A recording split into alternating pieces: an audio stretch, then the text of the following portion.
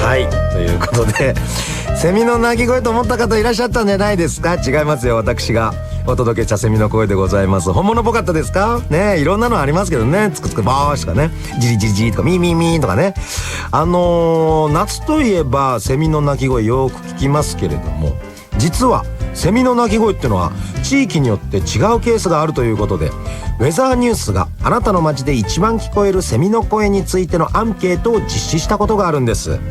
そもそも日本は生物多様性が豊かで、多数のセミが生息していて、地域の気候によって住んでいるセミも違いがあるんです。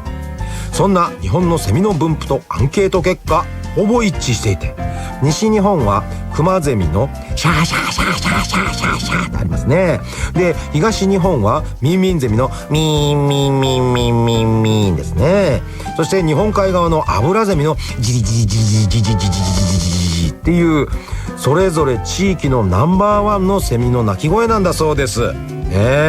色も地域によって聞こえ方が違うようで、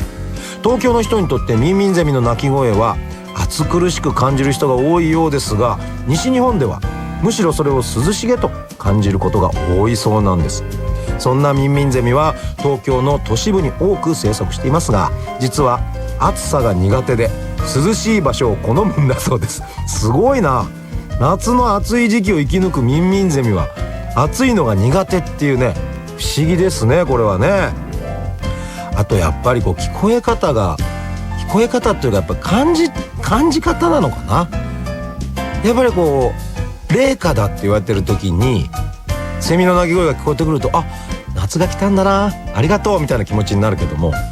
猛暑の時に聞こえるともううるさいうるさいみたいなね、そういう感じになるのかなっていう。でも東京の人はミンミンゼミは暑苦しくて、西日本の人は涼しげって感じるっていう、この感受性の違いっていうか、僕はまあもともと奈良に関西にいて東京に出てきて、まあ確かにね、東京のセミの方がパンチがあるなっていう、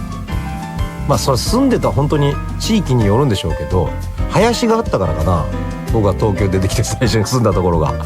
もう寝てられないぐらい朝から窓のもうすぐそばでガーッと鳴かれて、逆に大声を出して対抗したことがありますねそしたら一瞬ピタッて泣き合うんですよ。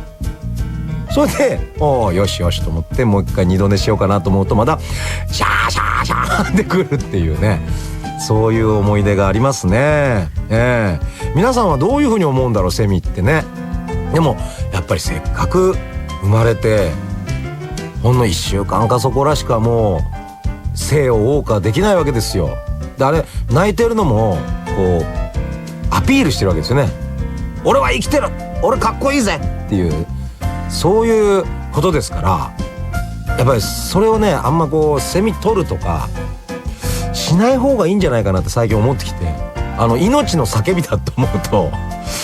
なんかよし自由にやれ、謳歌しろっていう、そういう気持ちになってきた八嶋智人でございますが、皆さんはどういうふうにお考えですか？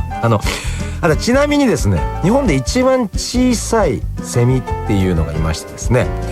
沖縄県名護市の屋我地島で発見された岩崎草ゼミっていうんだね。今写真見てますけど、透明なんですね。クマゼミ系列なのかなね。指先に本当に止まってるっていうぐらいの